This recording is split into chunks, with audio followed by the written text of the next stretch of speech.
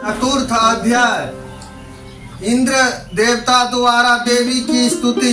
सिद्धि का इच्छा रखने वाले पुरुष जिसकी सेवा करते हैं तथा देवता भी उन्हें सब ओर से घेरे रहते हैं, उन जया नाम वाली दुर्गा देवी का मैं ध्यान करें। उसके श्री अंगों की आभा काले मेघ के समान श्याम है। वे अपने कटाक्षों से शत्रु समूह को भय प्रदान करती है। उनके मस्तक पर आबद्ध चंद्रमा की रेखा शोभा पाती है। वे हाथ में शंख चक्र कृपाण और त्रिशूल धारण करती है। उनके 3 नेत्र है। वे सिंह के कंधे पर चढ़ी हुई है और अपने तेज से तीनों लोक को परिपूर्ण कर रही है। ऋषि कहते हैं, अत्यंत पराक्रमी दुरात्मा महिषासुर तथा उसकी दैत्य सेना के देवी के हाथों से मारे जाने पर इंद्र आदि देवता प्राण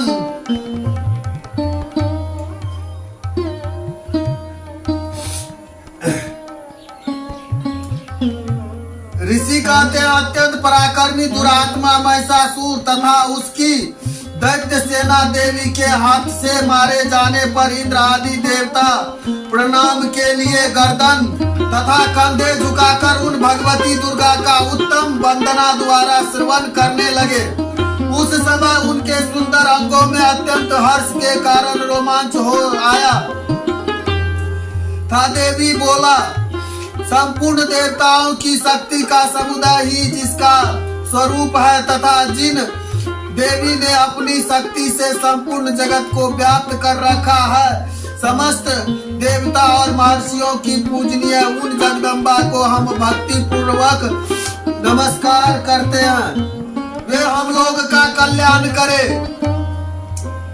जिनके अनुपम प्रभाव और बल का वर्णन करने में भगवान शेषनाग ब्रह्मा तथा महादेव भी सामर्थ नहीं है, वे भगवती चंडिका संपूर्ण जगत को पालन एवं अशुभ भय का नाश करने का विचार करे।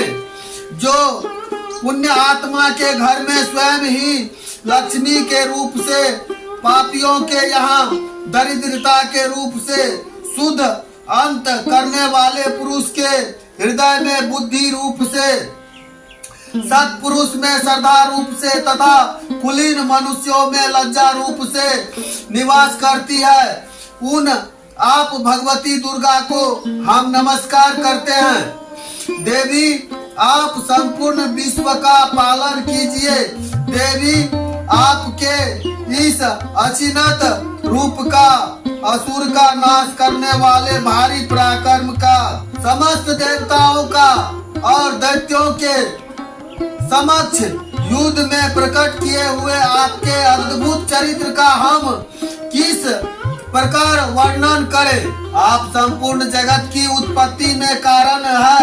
आप में सतोगुण, रजोगुण और तमोगुण ये तीनों गुण मौजूद है, तो भी दोष के साथ आपका संग्रह नहीं जानना पड़ता।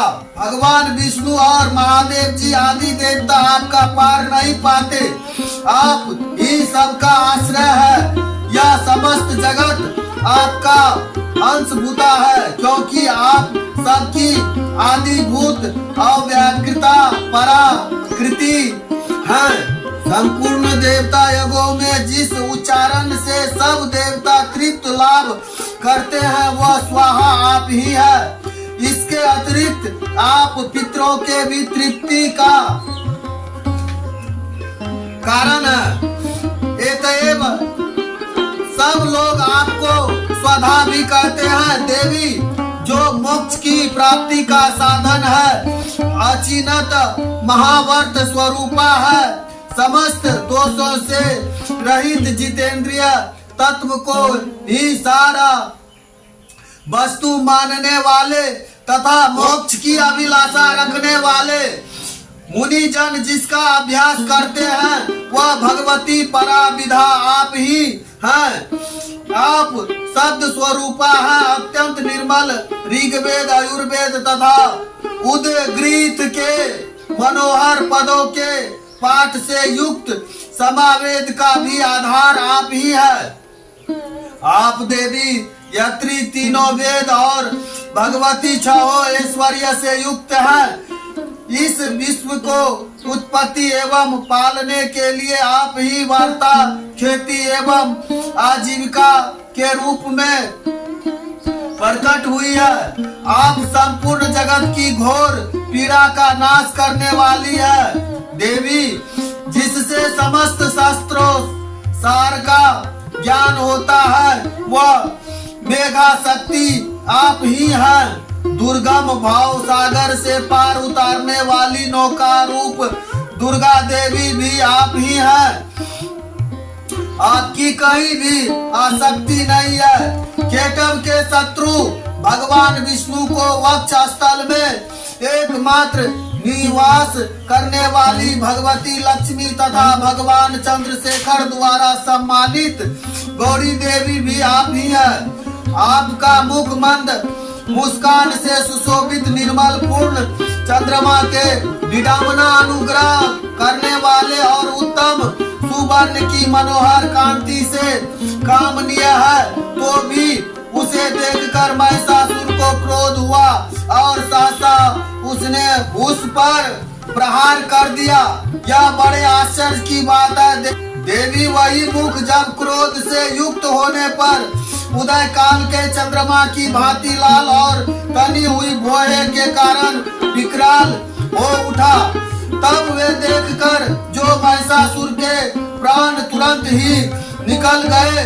यह उससे भी बढ़कर आश्चर्य की बात है, क्योंकि क्रोध में भरे हुए यमराज को देखकर भला कौन जीवित रह सकता है। देवी, आप प्रसन्न हो। परम आत्मा स्वरूपा आपके प्रसन्न होने पर जगत का अभ्युदय होता है और क्रोध में भर जाने पर आप तत्काल ही कितने ही कुल का सर्वनाश कर डालती है।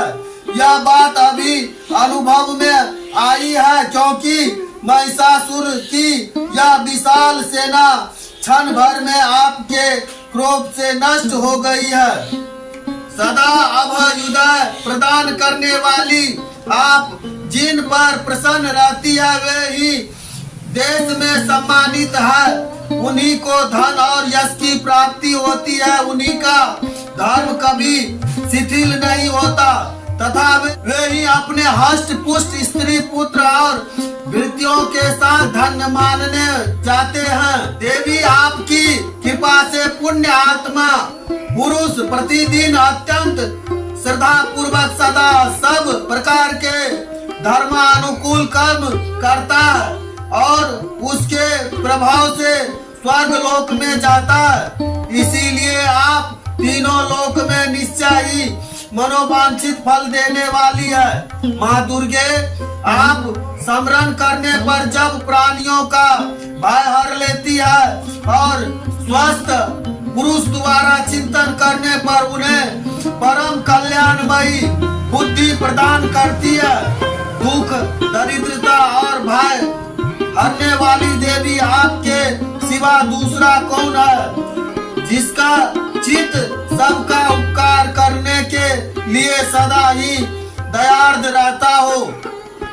देवी, धन राक्षस के मारने से संसार को सुख मिले तथा ये राक्षस चिरकाल तक नरक में रहने के लिए भले ही पाप करते रहे हो, इस समय संग्राम में मृत्यु को प्राप्त होकर भी स्वर्ग में जाएगा। निश्चय ही यह सोचकर आप शत्रुओं का वध करती है। आप शत्रुओं पर शास्त्रों का प्रहार क्यों नहीं करती? समस्त असुर को दृष्टिपात मात्र से ही भस्म क्यों नहीं कर देती? इसमें यह रहस्य है। ये शत्रु भी हमारे शस्त्रों द्वारा पवित्र होकर उन्मत्त लोक में जाए, इस प्रकार उनके प्रति भी आपका विचार अत्यंत उत्तम रहता है। खड्ग के तेज से, पुंज की भयंकर दीप्ति से तथा आपके त्रिशूल के अनुग्रह भाग की धनीभूत प्रभाव से चौधिया कर जो असुर के आंखें फूट नहीं गई, उनमें भी उनका कारण यही था कि वे मनोहर रेशमियों से युक्त चंद्रमा के समान आनंद प्रदान करने वाले आपके इस सुंदर मुख का दर्शन करते थे। देवी, आपका शील दुराचारियों के बुरे बर्ताव को दूर करने वाला है। साथ ही यह रूप ऐसा है जो कभी चिंता में भी नहीं आ सकता और जिसकी कभी दूसरों से तुलना भी नहीं हो सकती, तथा आपका बल और पराक्रम तो उन दैत्यों का भी नाश करने वाला है जो कभी देवताओं के पराक्रम को भी नष्ट कर चुके थे। इस प्रकार आपने शत्रुओं पर भी अपनी दया ही प्रकट किया। वरदायनी देवी, आपके इस पराक्रम के किसके साथ तुलना हो सकती है तथा शत्रुओं को भय देने वाला एवं अत्यंत मनोहर ऐसा रूप भी आपके सिवा और कहाँ है। हृदय में कृपा और युद्ध में निष्ठुरता, ये दोनों बातें तीनों लोक के भीतर केवल आप में ही देखी गई है। माता, आपने शत्रुओं का नाश करके इस समस्त त्रिलोक की रक्षा की है। उन शत्रुओं को भी युद्ध भूमि में मारकर स्वर्ग लोक में पहुंचाया है तथा उन्मत्त दैत्यों से प्राप्त होने वाले हम लोग के भय को भी दूर कर दिया है। आपको हमारा नमस्कार है। देवी, आप शूल से हमारी रक्षा करें। अंबिके, आप खड्ग से भी हमारी रक्षा करें तथा घंटा की ध्वनि और धनुष की टंकार से भी हम लोग की रक्षा करें। चंडिके, पूर्व, पश्चिम और दक्षिण दिशा में आप हमारी रक्षा करें तथा ईश्वरी, अपने त्रिशूल को घुमाकर आप उत्तर दिशा में भी हमारी रक्षा करें। तीनों लोक में आपके जो परम सुंदर एवं अत्यंत भयंकर रूप विचरते रहते हैं, उनके द्वारा भी आप हमारी तथा इस भूलोक की रक्षा करें। अंबिके, आपके कर पल्लव में शोभा पाने वाले खड्ग, शूल और गदा आदि जो अस्त्र हो, उन सब के द्वारा आप सब और से हम लोग की रक्षा करें। ऋषि कहते हैं, इस प्रकार जब देवताओं ने जगन माता दुर्गा की स्तुति की और नंदन वन के दिव्य पुष्पों से एवं गंधर्व चंदन आदि द्वारा उनका पूजन किया, फिर सबने मिलकर जब शक्ति पूर्वक दिव्य धूपों की सुगंध निवेदन की, तब देवी ने प्रसन्न वंदन होकर प्रणाम करते हुए सब देवताओं से कहा। देवी बोली, देवताओं, तुम सब लोग मुझसे जिस वस्तु की अभिलाषा रखते हो उसे मांगो। देवता बोले, भगवती ने हमारी सब इच्छा पूर्ण कर दी है, अब कुछ भी बाकी नहीं है, क्योंकि हमारा यह शत्रु महिषासुर मारा गया। महेश्वरी, इतने पर भी यदि आप हमें और वर देना चाहती है तो हम जब जब आपका स्मरण करें तब तब आप दर्शन देकर हम लोग के महान संकट दूर कर दिया करे तथा प्रसन्न मुख वाली अंबिके, जो मनुष्य इन स्तोत्र द्वारा आपकी स्तुति करे उसे वित्त, समृद्धि और वैभव देने के साथ ही उसकी धन और स्त्री आदि संपत्ति को भी बढ़ाने के लिए आप सदा हम पर प्रसन्न रहे। ऋषि कहते हैं, राजन, देवताओं ने जब अपने तथा जगत के कल्याण के लिए भद्रकाली देवी को इस प्रकार प्रसन्न किया, तब वे स्तुति तथा अस्तु कहकर वही अंतर ध्यान हो गई। भूपाल, इस प्रकार पूर्व काल में तीनों लोग का हित चाहने वाली देवी जिस प्रकार देवताओं के शरीर से हुई प्रकट थी, वह सब कथा मैंने कह सुनाई। अब पुनः देवताओं का उपकार करने वाली वे देवी दुष्ट दैत्य तथा शुंभ निशुंभ वध करने एवं तथा लोक की रक्षा करने के लिए गौरी देवी के शरीर से जिस प्रकार प्रकट हुई थी वह सब प्रसंग मेरे मुंह से सुनो। मैंने उसका तुमसे यथावत वर्णन करता हूँ। इस प्रकार श्री मार्कंडेय पुराण में सावर्णिक मनमंत्र की कथा के अंतर्गत देवी महात्मा सक्रादित स्तुति नामक चौथा अध्याय पूरा हुआ।